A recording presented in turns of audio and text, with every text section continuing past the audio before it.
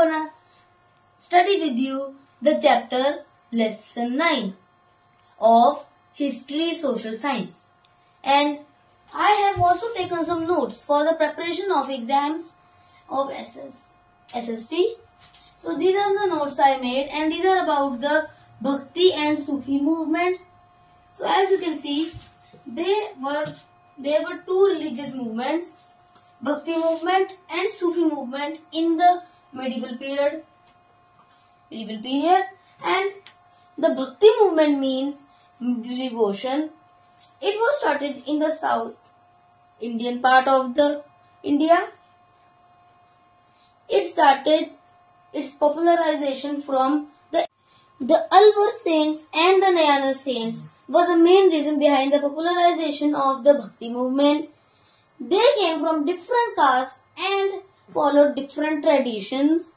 And the reason because of their popularization were, number one, they moved from place to place and taught people to follow them, and they also used hymns and bhajans to praise God. 3. The Chola kings built temples at the places wherever the Bhakti movement saints visited. And one more thing is that they also use regional languages in their hymns and bhajans. And one more thing is that the Alvar saints followed Lord Vishnu and the Nayana saints worshipped Lord Shiva. So friends, now we are going to talk about the Sufi movement. So the Sufi movement derives its meaning from the word suf, which is a kind of a coarse garment worn by these Sufi saints. And the Sufi movement originated in West Asia, and after some time they originated in West Asia, and in 9th century the Sufi saints started migration and came to India. The reason behind their popularity is that, number one, they too express devotion through music and hymns. Number two, they settled in India and taught people to help the needy and also lead a simple life which will lead them to God. The Sufi movement, they also interacted with the states of Bhakti movement, and both the traditions borrowed many ideas from each other and debated about it. So friends, now we are going to go into some deeper details about the Bhakti and Sufi movement. So as you can see, as the notes made, the Bhakti movement in the early medieval period started from the South India by two main people or saints, I should say, Shankaracharya and Ramanuja. And Shankaracharya taught that there is no difference between the soul of God and the soul of human being, and the way to salvation / that means mukti is through knowledge.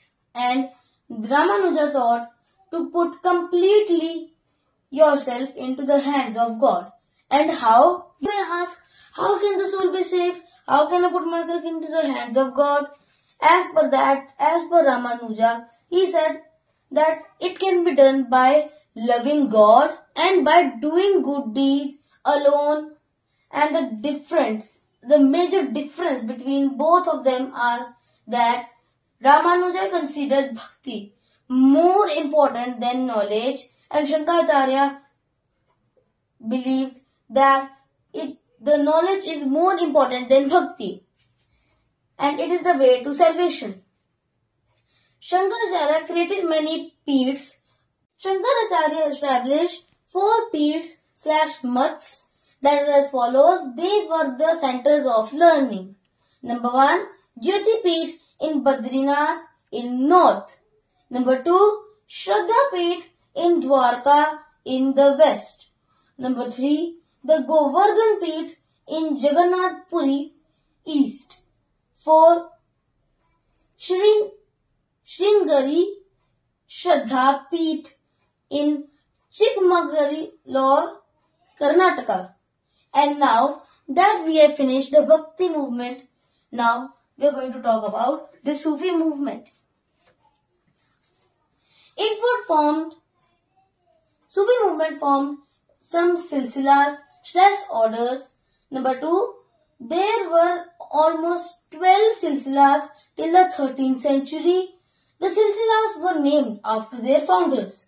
Some of the most popular silsilas are number 1, the Chishti silsila, number 2, the Suhrawardi silsila, number 3, the Firdausiya silsila, number 4, the Kubrawiya silsila, number 5, and at last it is number 5, Kalandriya silsila. The Sufi saints also lived in. The devotees of all the religions visited the saints to take their blessings, and after that some common people and nobles and the kings started to follow them and took their blessings. The people attributed miraculous powers to saints, that they have the power to heal People attributed miraculous powers to saints, that they can cure illnesses and can also predict the future. As we know, the greatest Chishti saint, the Sufi saints lived in Khanqahs, and now we are going to talk about their music styles. Number 1, music and dance sessions were called Sama and were held in the Khanqahs by the Poems were composed by the saints and the disciples recited them in the Khanqahs. And in the course of time, the Bhakti movement spread to all the other parts of India. Namdev, Tukaram, Jnaneshwar and Eknath worshipped Vithala, a form of Vishnu, in Maharashtra. Number 2, Tulsidas and Surdas. Tulsidas was a devotee of Rama or Ram. Surdas was the devotee of Krishna. Though these both were the avatars of Vishnu. Number 3, Chaitanya Mahaprabhu composed many hymns in the praise of Lord Krishna and popularized Lord Krishna Bhakti in Bengal. He also said that music or devotional songs are the most important ways to express the Bhakti movement. Number 4, now we are going to talk about Mirabai, a Rajput princess. She was a devotee of Krishna and she made many bhajans expressing love of her and the devotion of her for Krishna. And now we are going to talk about some very important topics in this chapter. 5. Sant Kabir. He was the greatest saint poet, and he said that he talked about unity of God and also the thing that God is one supreme reality. Number 6, Guru Nanak Dev Ji. We are going to talk about him later. And now we are going to talk about Sufi movement, that now we have finished Bhakti movement. Number 1, Chishti. The Chishti Silsila, 13th to 14th century. The Chishti Silsila was very popular in India during the 13th and the 14th centuries. One of the greatest saints of the Silsila was Khwaja Muinuddin Chishti. His dargah at Ajmer has been a famous center of pilgrimage since medieval times. The Urs festival is still held there every year. The other famous Chishti saints were Khwaja Qutb-ud-Din Bakhtiyar Kaki, Baba Farid Sheikh, Nasir-ud-Din Muhammad, Chirag-e Delhi, and perhaps the greatest Sufi saint ever, Khwaja Hazrat Nizam-ud-Din Aulia. He was referred as Mehboob-e-Ilahi, or that means beloved of God, by his followers. His dargah at Delhi is visited by hundreds of people every day. It is particularly crowded on Thursday when there is a Qawwali program hosted there. And now we are going to talk about the Suhrawardi Silsila. Sheikh Bahauddin Zakaria was the first great saint of Suhrawardi Silsila. Shah Alam Bukhari and Sheikh Shihab Uddin Suhrawardi are also important saints of this silsila.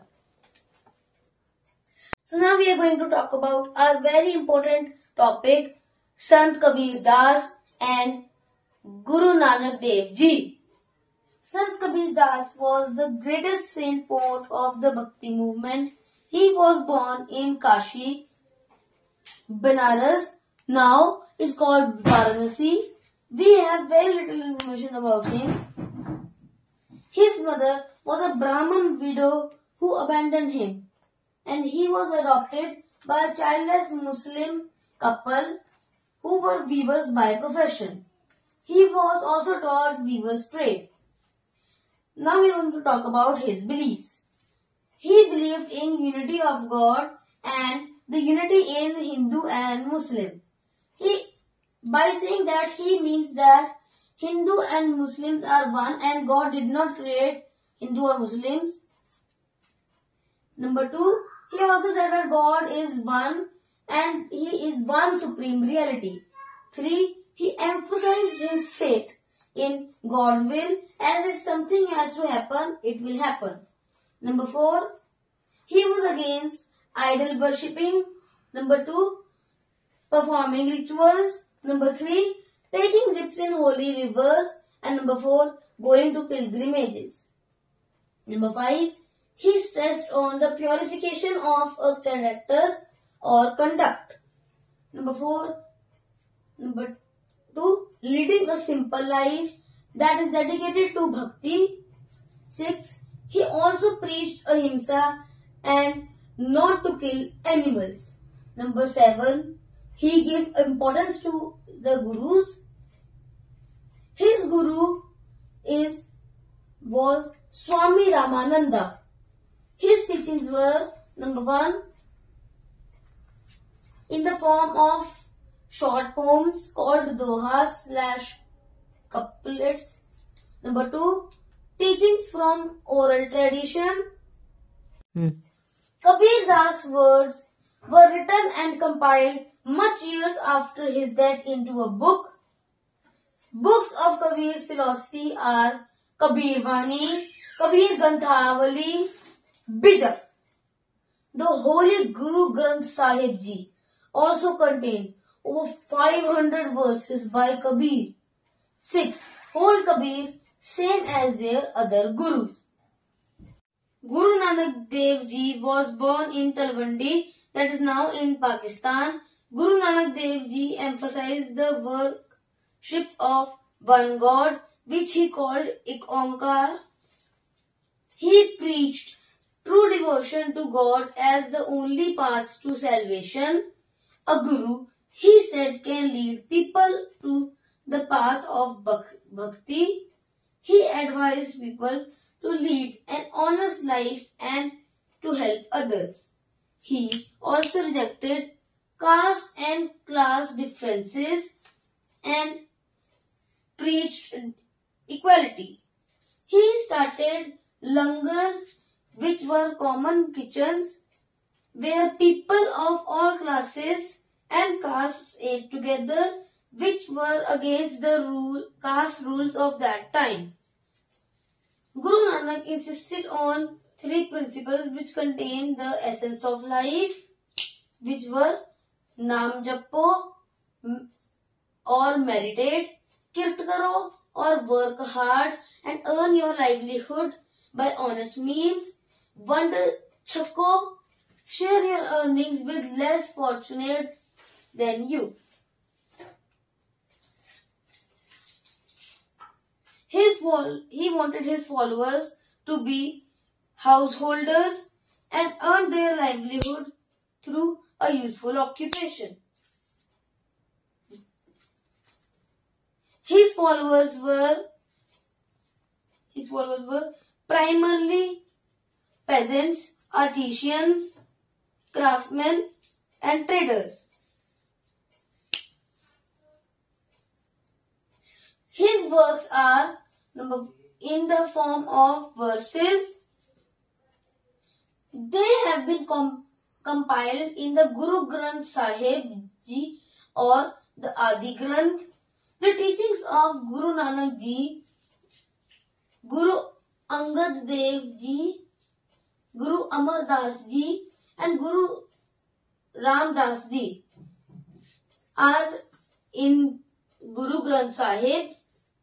The other gurus are Guru Arjun Dev Ji, Guru Har Gobind Ji, Guru Har Rai, Guru Har Krishan, Guru Tegh Bahadur, and at last the 10th Guru, who was the founder of the Khalsa Panth, Guru Gobind Singh. It also had collections of the teachings of Kabir Das Ji and the other saints. They were compiled in the Adi Granth by the 5th Guru, who is Guru Arjun Dev Ji. A copy of the Guru Granth Sahib is kept in every Gurdwara.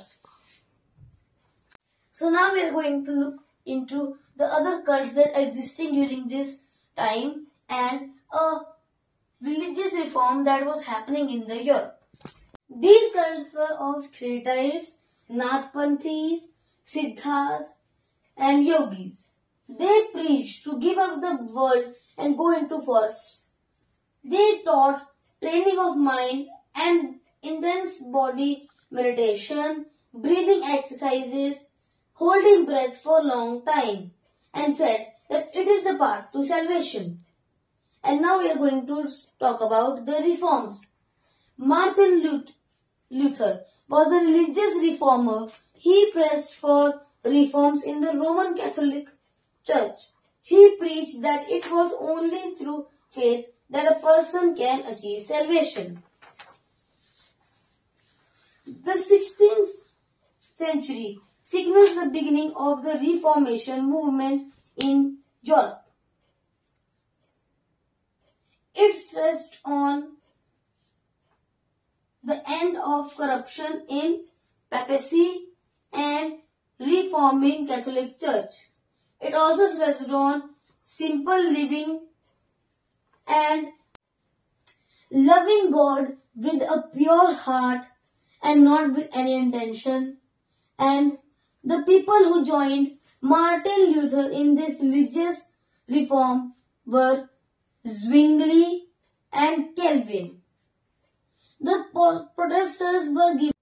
This movement ended with the Protestant or Reformed churches being established.